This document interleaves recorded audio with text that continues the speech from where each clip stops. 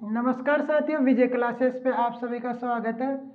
तो साथियों, हमने कल जो राजस्थान की पॉलिटी है उसमें बात की थी, जो महान्यायवादी का जो टॉपिक था उसके बारे में। आज हमारा नया टॉपिक रहेगा सुप्रीम कोर्ट। भारत का सुप्रीम कोर्ट जो एक सर्वोच्च कह सकते हैं मतलब भारत के संविधान का संरक्षक है, मतलब सुप्रीम कोर्ट की मैं बात करूँ तो सुप्रीम कोर्ट संविधान प्लस जो मूल अधिकार जो नागरिकों को मिले हुए हैं, मूल अधिकारों का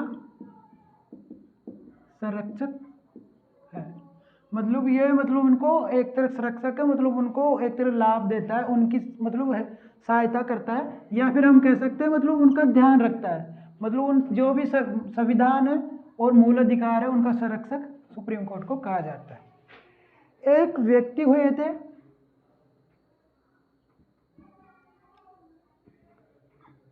आइंस्टीन, इन्होंने इसको सामाजिक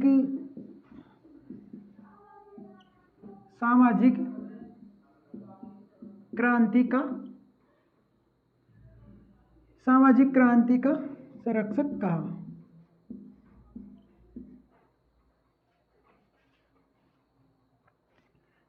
और इसी को लेकर एक व्यक्ति थे अल्लाजी कृष्णस्वामी अय्यर।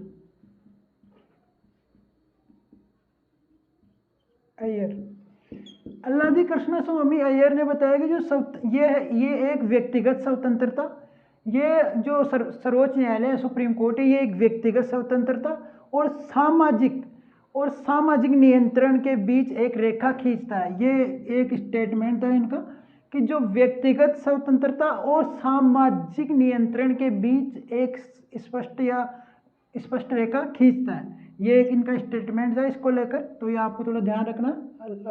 कृष्णस्वामी अय्यर।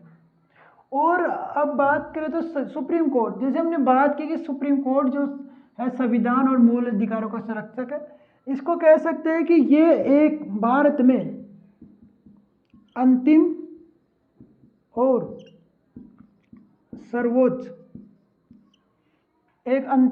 सर्वोच्च सुनवाई का माध्यम है।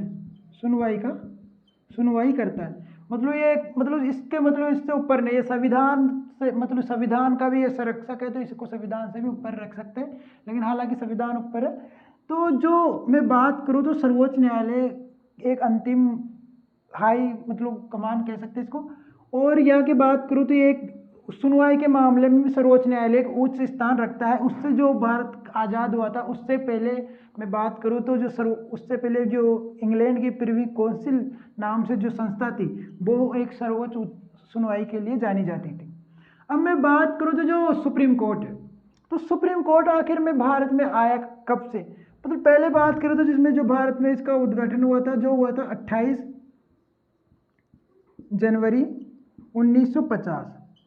इसकी शुरुआत हुई थी सुप्रीम कोर्ट की। और ये जो 1950 में इसकी शुरुआत हुई थी, इसकी तो ये उससे पहले कब था, 1935 का जो अधिनियम आया था उसमें जो संघ न्यायालय था उसी का एक ये रूप माना जाता है सुप्रीम कोर्ट। 28 जनवरी 1950 को ये एक उद्भव मतलब इसका एक नजरों में आया। 1935 के अधिनियम के तहत जो संघ न्यायालय था उसी के तहत उसी का एक रूप माना जाता है। अब हम बात करें तो सुप्रीम कोर्ट, तो सुप्रीम कोर्ट को लेकर जो सुप्रीम कोर्ट का जो उल्लेख है, तो जो संविधान में दिया गया है, इसका उल्लेख संविधान के भाग 5 के अनुच्छेद 124 से लेकर 147 तक इसका उल्लेख है। जो सुप्रीम कोर्ट है इसका उल्लेख अनुच्छेद जो जो संविधान का भाग 5 है उसके भाग 5 के अनुच्छेद 124 से 147 तक इसका उल्लेख है। तो जो सुप्रीम कोर्ट है तो इसका उल्लेख है, इसमें सुप्रीम कोर्ट के जो गठन, क्षेत्राधिकार और जो और भी कई इसके जो कार्य है उन सभी का उल्लेख 124 से 147 के बीच में। इन अनुच्छेदों के इस आधार पर ही हम सुप्रीम कोर्ट के बारे में जो अन्य तथ्य उन सभी के बारे में जानते हैं।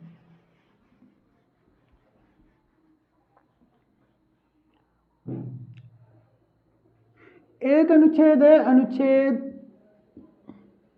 124 फर्स्ट, अनुच्छेद का भी प्रश्न इसका भाग। तो इसमें सुप्रीम कोर्ट के जो न्यायाधीश है, सुप्रीम कोर्ट या फिर सुप्रीम कोर्ट के न्यायाधीश, मतलब इसमें सुप्रीम कोर्ट का गठन है, ऐसे कह सकते हैं गठन का उल्लेख सुप्रीम कोर्ट के। तो इसमें बात करें तो जो संविधान, मूल संविधान था उसमें 1+7, मतलब इसमें एक मुख्य न्यायाधीश और 7 अन्य न्यायाधीश, एक मुख्य न्यायाधीश और 7 अन्य न्यायाधीश, कुल टोटल 8 सदस्य रहेंगे इसके अनुसार। मतलब 124 पृष्ठ के अनुसार मुख्य जो मूल संविधान था उसमें एक मुख्य न्यायाधीश और 7 अन्य न्यायाधीश, मतलब इसमें सुप्रीम कोर्ट में रहेंगे। लेकिन इसके बाद में मतलब इसको बढ़ाकर इस वर्तमान में इसकी संख्या 34 कर दी गई है। पहले 8 थी, अब 34।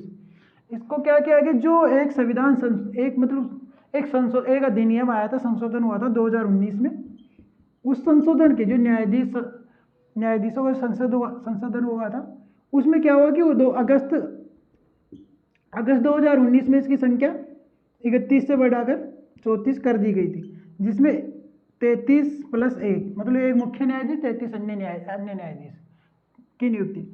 जो मतलब सुप्रीम कोर्ट में जो मतलब अगर ये जो न्यायाधीश है इनकी संख्या में बढ़ोतरी या क्षेत्राधिकार इन संबंधी जो भी कार्य किया जाता है वो संसद को उसका अधिकार दिया गया है। संसद उसके क्षेत्राधिकार में बदलाव कर सकती है, क्षेत्राधिकार से संबंधित कार्यों, और साथ में इसके सदस्यों के बारे में, तो उन सभी का अधिकार दिया गया है संसद को। ठीक है।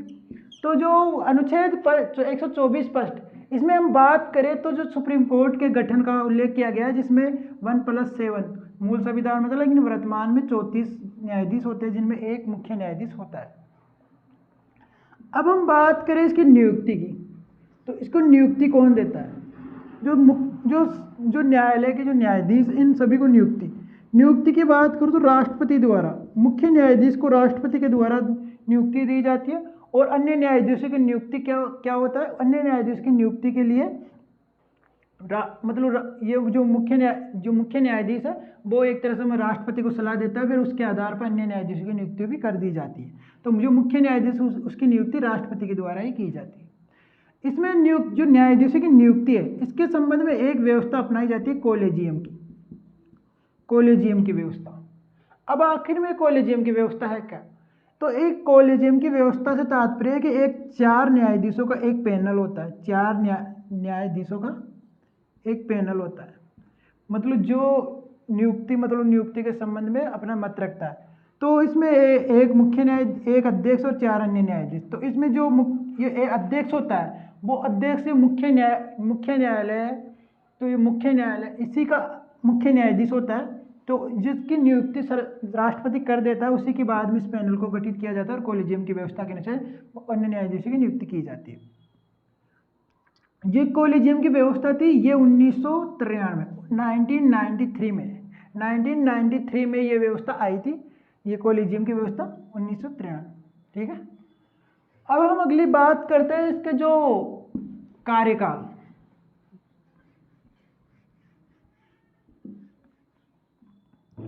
अनुच्छेद 124(2) अनुच्छेद 124(2)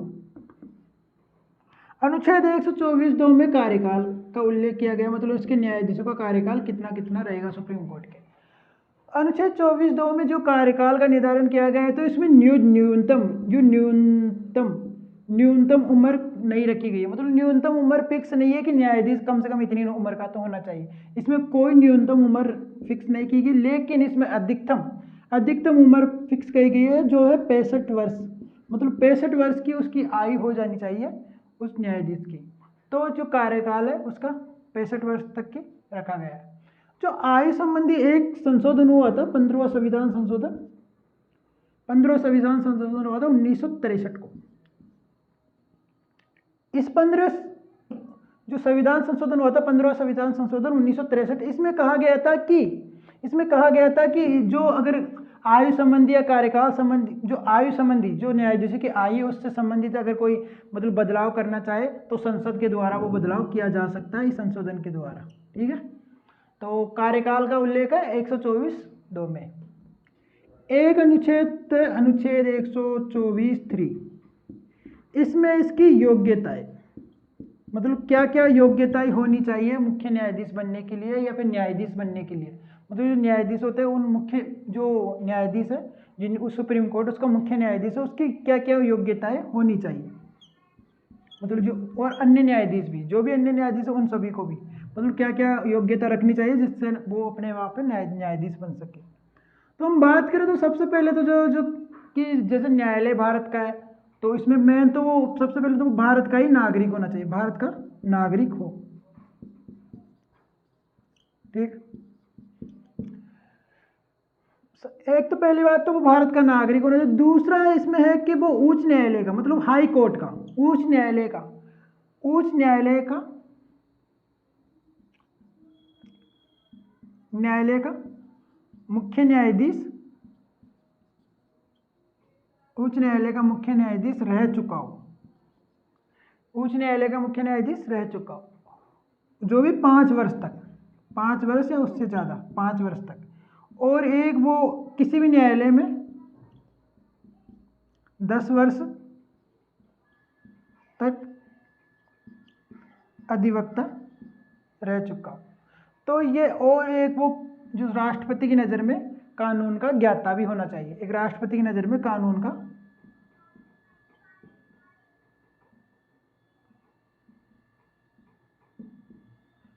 का ज्ञाता होना चाहिए। तो उसकी योग्यता में सबसे पहले है कि जो भारत का नागरिक होना चाहिए, उच्च न्यायालय का मुख्य न्यायाधीश रह चुका 5 वर्ष तक, 10 वर्ष तक अधिवक्ता रह चुका और राष्ट्रपति की नज़र में वो एक कानून का ज्ञाता होना चाहिए। ये सभी इनकी योग्यताएं रखी गई है अनुच्छेद 124(3) के अनुसार। अनुच्छेद 124(4) इसमें उसको हटाने का प्रावधान रखा गया। हटाने का मतलब जो न्यायाधीश है उनको हटाया कैसे जा सकता है, हटाने का हटाने के लिए एक प्रस्ताव लाया जाता है। लेकिन पहले हटाने का कारण, तो हटाने का कारण कदाचार, सिद्ध कदाचार और दुराचार। सिद्ध कदाचार का एक मतलब सिद्ध कदाचार की स्थिति में इसको हटाया जा सकता है। और हटाने के लिए जो संसद है, संसद इसके दोनों सदनों का बहुमत, साथ ही जो उपस्थित प्लस जो मत देने वाले हैं उन सभी के 2/3 बहुमत, जो संसद है उसके बहुमत, उनके दोनों सदनों के बहुमत तथा जो उपस्थित और मत देने वाले हैं उस टाइम उसके 2/3 बहुमत से इनको हटाया जा सकता है। ठीक है, तो हटाने का 124(4) में रखा गया। अब हम बात करते हैं इसी को लेकर एक मतलब 105 में एक हटाने के जो कारण बताए गए कि किस स्थिति में उसे हटाया जा सकता है। जो हटाने का कारण है 124(5) में है, 124(5) इसमें हटाने के कारण मतलब हटाया किस स्थिति में जा सकता है। तो लेकिन हटाने से पहले इसको क्या है कि एक संशोधन हुआ था, मतलब न्यायाधीश जांच संशोधन, जो न्यायालय के न्यायाधीश जांच संशोधन हुआ था 1968 में। इस संशोधन में संसद को मतलब जो इसके जांच करने के लिए कहा गया कि जो न्यायाधीशों के खिलाफ जो प्रस्ताव लाया जाता है उसको मतलब पारित किया जाता है उससे पहले उसकी जांच करनी चाहिए। और ये जो प्रस्ताव लाया जाता है ये राष्ट्रपति को संबोधित करके लाया जाना चाहिए, राष्ट्रपति को संबोधित करके लाया जाना चाहिए। तो जो 1968 में न्यायाधीश जांच अधिनियम लाया गया था 1968 में, इसके तहत मतलब बताया गया कि जो संसद को इसका अधिकार है और साथ में राष्ट्रपति को मतलब संबोधित करके ये प्रस्ताव लाना चाहिए इसको उठाने का। ठीक है, अगला अनुच्छेद 124(6). ये हम जो पढ़ रहे हैं सभी अनुच्छेदों के मतलब 124 के ही भाग है। अभी तक जैसे हमने जाना कि जो सर्वोच्च न्यायालय अनुच्छेद 124 से लेकर 147 तक इसका उल्लेख है। तो इसमें हमने अभी जाना जो अभी तक 5 इसमें पढ़ चुके थे, 124 ही में आप देख रहे हैं। तो इसमें जो अनुच्छेद 124(6) इसमें इसके मुख्य न्यायाधीशों जो न्यायाधीश उन सभी की शपथ का उल्लेख है। इन सभी को शपथ जो राष्ट्रपति के द्वारा दिलाई जाती है, राष्ट्रपति या राष्ट्रपति द्वारा नामित व्यक्ति द्वारा इन सभी को शपथ दिलाई जाती है। तो मुख्य न्यायाधीश को जो शपथ कौन दिलाता है, राष्ट्रपति। इसमें 124 है। अब अपना एक अनुच्छेद पढ़ते हैं, अपना अगला अनुच्छेद 125। अनुच्छेद 124 में हमने 6 भाग पढ़े, थोड़ा ध्यान रखना। अनुच्छेद 25, अनुच्छेद 25 में क्या है कि इसके वेतन भत्तों के बारे में बात की है। मतलब वेतन भत्तों का निर्धारण संसद विधि के द्वारा किया जाएगा। वेतन भत्तों का निर्धारण संसद की विधि के द्वारा ही किया जाएगा। और जो 2017 में इसके वेतन को लेकर संशोधन हुआ था, जिसके अनुसार जो मुख्य न्यायाधीश है, जो चीफ जस्टिस है ऑफ इंडिया है, उसका वेतन 2,80,000 रुपये रहेगा। भाई अन्य न्यायाधीशों का वेतन 2,50,000 रुपये रहेगा। तो ये वेतन को लेकर था। एक अनुच्छेद हुआ था अनुच्छेद 126। अनुच्छेद 126, इस अनुच्छेद 126 में बताया गया कि जो मुख्य न्यायाधीश है या फिर मुख्य न्यायाधीश है, अगर वो अनुपस्थित रहता है, किसी कारणवश वो वहाँ पे उपस्थित नहीं रह पाता, तो उस स्थिति में कार्य कौन करेगा? उस स्थिति में क्या करेगा कि राष्ट्रपति एक अन्य किसी भी मतलब या एक किसी भी मतलब न्यायाधीश, जो वरिष्ठ न्यायाधीश है, उस सभी को उसके कार्य के लिए मतलब वहाँ पे नियुक्त किया जाएगा। मतलब वो तब तक वो कार्य वहाँ पर जो भी वरिष्ठ न्यायाधीश होगा, अन्य न्यायाधीश, वो वहाँ पर का कार्य संभालेगा। तो 126 के अनुसार एक मतलब मुख्य न्यायाधीश की अनुपस्थिति में कार्य कौन करेगा, इसके बारे में बताया गया 126 अनुच्छेद। तो हमने जो यहाँ पे मुख्य न्यायाधीश थे और जो सर्वोच्च सुप्रीम कोर्ट है, इसके बारे में हमने जो यहाँ पे अनुच्छेदों के जरिए जाना। तो आज की क्लास में हमने जैसे कि हम एक बार रिवाइज कर लेते हैं। अनुच्छेद 124 जाना, 124। अब 124 हमने यहाँ पे देखा, तो 124 का हमने स्पष्ट भाग देखा, भाग स्पष्ट। अनुच्छेद 124 के बाद स्पष्ट में हमने क्या देखा कि जो सर्वोच्च न्यायालय इसके गठन का है और गठन में जो कौन कितने न्यायाधीश हो गए, इन सभी का वर्णन है। तो मूल संविधान में 1+7 है, यानी एक से मतलब एक मुख्य न्यायाधीश। अब जो वर्तमान में इस टाइम 34 है, टोटल 34 न्यायाधीश होते हैं, जिनमें एक मुख्य न्यायाधीश होता है। ठीक है। अनुच्छेद जो 124 का सेकंड भाग था, उसमें बात की थी कार्यकाल, इसके कार्यकाल की। अब मिनिमम इसकी मतलब रखा नहीं गया कि कितनी आयु हो सकती है, लेकिन मैक्सिमम इसके 65 वर्ष तक ये वहाँ पे रह सकता है। ठीक है। हमने तीसरा बात की थी 124 का तीसरा पार्ट, इसमें बात की थी योग्यता, इसका न्यायाधीश बनने के लिए आखिर में योग्यता क्या क्या रह सकती है, इन सभी के बारे में। चौथा जो यहाँ पे था, इसको हटाने का प्रावधान, हटाने का, और पांचवें भी हटाने का था, लेकिन जो संसद को इसका अधिकार प्राप्त है, इन सभी को लेकर एक संशोधन हुआ था, उसके बारे में कही थी। और इसका छठा भाग था, इसमें बात की थी हमने जो न्यायाधीशों की शपथ की। ठीक है। अब इन सभी के बारे में बात कर ली, और हमने एक दो अनुच्छेद और पढ़े थे। 125 में वेतन भत्तों के बारे में जो संसद के अनुसार मिलेंगे। 126 में जो मुख्य न्यायाधीश है उसकी अनुपस्थिति में कार्य कौन करेगा, तो वरिष्ठ न्यायाधीश करेंगे। इन सभी के बारे में हमने यहाँ पे जाना। तो आज की क्लास में साथियों इतना ही। कल की क्लास में हम आगे के जो अनुच्छेद उन सभी के बारे में जानेंगे, और इस जो अपना जो सुप्रीम कोर्ट वाला टॉपिक है, इसको और अच्छे से यहाँ पे क्लियर करेंगे कल की क्लास में। तो तब तक के लिए मैं आपसे विदा लेना चाहता हूँ। तो आपको अगर ये क्लास पसंद आए तो प्लीज़ क्लास को लाइक जरूर कर दीजिएगा, साथ ही अन्य लोगों को भी शेयर कीजिए ताकि उन सभी को भी लाभ मिल पाए। अगर आप चैनल पर नए हैं तो प्लीज़ चैनल को सब्सक्राइब जरूर कर लीजिए, क्योंकि आपको यहाँ पे सभी सब्जेक्ट की क्लास यहाँ पे अवेलेबल रहेंगी। धन्यवाद।